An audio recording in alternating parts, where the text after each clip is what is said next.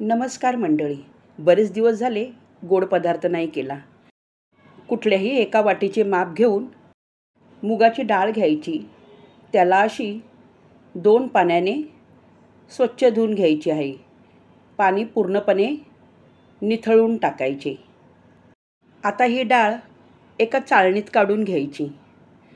चाळणीमधून जे काही शिल्लक राहिलेलं पाणी असेल ते पूर्णपणे गळून जाईल. धुतलेली डाळ आपण डायरेक्ट कपड्यावर घातली तर कपडा ओला होतो, म्हणून चाळणीत घालून घ्यायची. निथळल्यावरती नंतर खाली एखादे भांडे ठेवून त्याच्यावर कपडा ठेवून चाळणीतली डाळ पूर्णपणे कपड्यावर घालून घ्यायची. तुम्हाला दाखवते मी. कपडा जरासुद्धा ओला नाही झाला आणि एक थेंबसुद्धा पाण्याचा दिसत नाही. आता ही डाळ कपड्याने चांगली अशी वरच्यावर पुसून घ्यायची. आता याला हाताने पसरून द्यायची. 1.5 ते 2 तास तरी पंख्याखाली याला सुकायला ठेवायची. 2 तासानंतर डाळ बघा कशी कोरडी झाली. बाहेरून डाळ पूर्णपणे सुकी झाली, पण आतमध्ये थोडीशी ओली अशी जाणवते. एवढी बाहेरून सुकलेली डाळ पुरेशी आहे. आता याला एका प्लेटमध्ये काढून घ्यायची आणि पुढे ज्या वाटीने डाळ घेतली त्याच वाटीमध्ये अर्धी वाटी तूप घ्यायची. तूप वितळून न घेता अशाच प्रकारे डायरेक्ट घ्यायचे. आता तूप कढईमध्ये घालून गरम करण्यासाठी ठेवायचे आणि त्याच्यामधला 1 चमचा तूप बाजूला ठेवून द्यायचे आहे. तूप चांगले गरम झाल्यावर गॅसची फ्लेम कमी करायची आणि डाळ कढईमध्ये घालून घ्यायची आणि पुन्हा एकदा गॅसची फ्लेम मीडियम याच्यावर ठेवून डाळ चांगली तुपामध्ये अशी 2 मिनिट परतून घ्यायची. डाळीला बघा वरतून कसा फेस आला. डाळ आता जवळजवळ चांगली परतून झाली. जाळीवाला जर झाऱ्या असेल त्या झाऱ्याने डाळ अशी काढून घ्यायची आणि त्याच्यातले तूप चांगले निथळून घ्यायचे.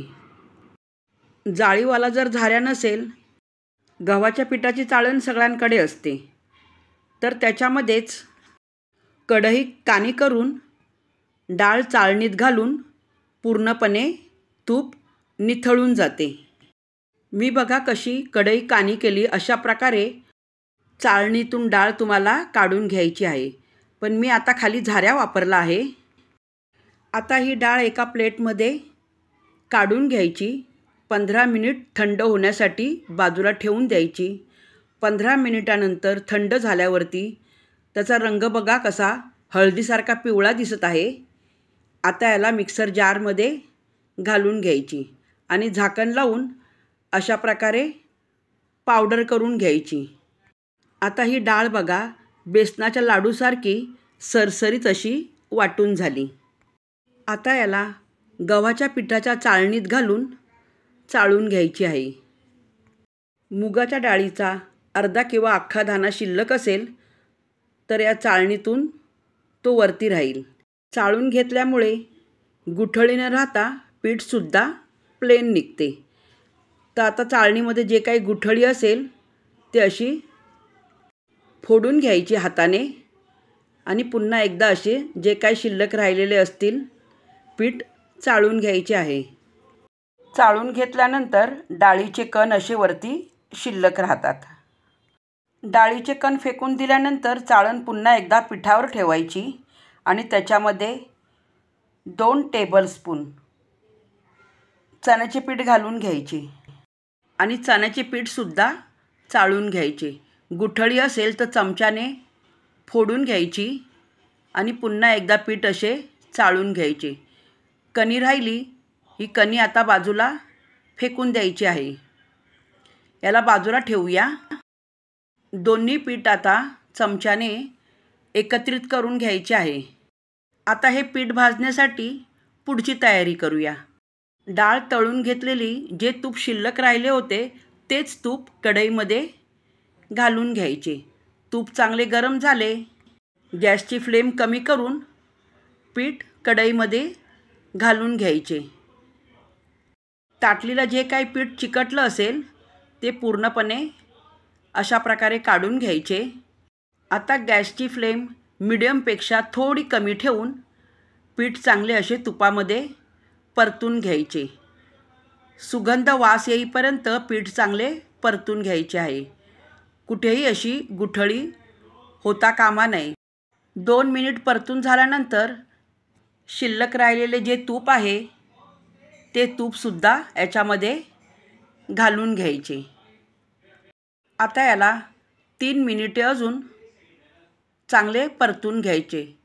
तूप घातल्यामुळे पीठ थोडे हलके होते भाजायला, म्हणून थोडेसे तूप शिल्लक ठेवायचे असते।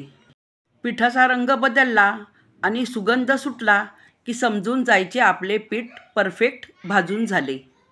आता गॅस बंद करून भाजलेले पीठ प्लेटमध्ये काढून घ्यायचे। थंड करण्यासाठी थोडेसे असे पसरून द्यायचे। पीठ थोडे थंड होईपर्यंत पाक करायला घ्यायचा। कढईमध्ये ज्या वाटीने डाळ घेतली त्याच वाटीने 1 वाटी साखर घ्यायची आणि अर्ध वाटी पाणी घालून घ्यायचे। गॅसची फ्लेम मिडियम करून 1 तारी पाक करून घ्यायचा आहे। पाक होत आला हे कसे ओळखावे? 2 बोटांनी पाक असा हातात घेऊन बघा अशी तार आली पाहिजे, समजून जायचे आपला पाक बरोबर झाला। मी एकाच वाटीचे माप तुम्हाला दाखवत आहे। 1 वाटी मावा घ्यायचा। मावा पाकामध्ये घालून असा फोडून घ्यायचा। गॅसची फ्लेम एकदम मंद ठेवायची मावा परतत असताना। मावासुद्धा चांगला फोडून घ्यायचा, कुठेही गुठळी राहता कामा नये। सारखं त्याला परतून घ्यायचं। मावा बघा पूर्णपणे आता पातळ झाला। आता याच्यामध्ये भाजलेलं पीठ घालून घेऊया। पीठ कसं थंड झाल्यामुळे ताटलीला चिकटून राहिलं आहे, तर हाताने काढून घ्यायचं। बाहेरच्या मिठाईपेक्षाही मिठाई खूप सुंदर होते।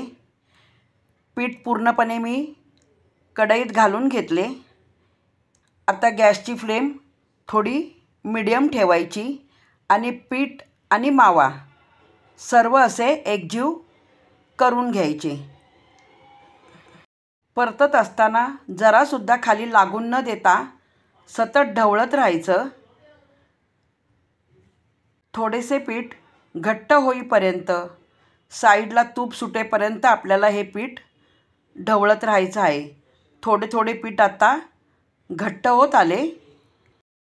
बाहेर ही मिठाई घ्यायला गेलं तर खूप महाग मिळते। मी व्हिडिओ कुठेही स्किप करत नाही आहे। तुमच्यासमोर पूर्णपणे हे पीठ परतून घेताना दाखवत आहे। व्हिडिओ थोडासा मोठा होईल। तूप बघा आता किनारीला कसे सुटायला लागले आहे। पीठ जास्त आपल्याला घट्ट पण नाही करायचे। आता गॅस बंद करून टाकायचा आणि कढईतले पीठ प्लेटमध्ये डायरेक्ट घालून घ्यायचे। प्लेटला तूप लावायची काहीच गरज नाही। अशा प्रकारे सर्व सारखे करून घ्यायचे। तुमच्याकडे जर का ट्रे असेल तर ट्रेमध्ये घालून घ्या। आता याला मी सर्व बाजूनी अशा प्रकारे चौकोनी करून घेतले। आता याच्यावरती आपल्या आवडीनुसार काजू, बदाम आणि पिस्ता याचे पातळ काप करून वरतून असे घालून घ्यायचे। तुमच्याकडे जर का चांदीचा वर्क असेल तर ड्रायफ्रूट घालायच्या अगोदर तो घालून घ्यायचा, नंतर त्याच्यावर ड्रायफ्रूट घालून घ्यायचे। मिठाईवरती घातलेले ड्रायफ्रूट पडू नये म्हणून थोडेसे असे प्रेस करून घ्यायचे, थोडे असे दाबून घ्यायचे, म्हणजे ड्रायफ्रूट त्याला चांगले चिकटून जातील। अर्धा तास आता याला थंड करण्यासाठी ठेवायचे। अर्ध्या पाऊण तासानंतर 15 मिनिटाचा काही फरक नाही पडत। त्याच्यानंतर अशा वड्या पाडून घ्यायच्या। याच्यामध्ये कुठल्याही कलरचा वापर न करता वडीला रंग इतका सुंदर आला आहे आणि अशी सुंदर वडी छान बाऊलमध्ये ठेवल्यावर ती अजूनच छान दिसते, बघूनच खायची इच्छा होते। तुम्हाला मी याच्यातला एक तुकडा तोडून दाखवते.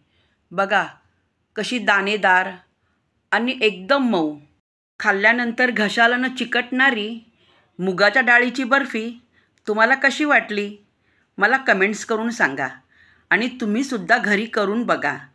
रेसिपी आवडल्यावर लाईक करा, सबस्क्राईब करा.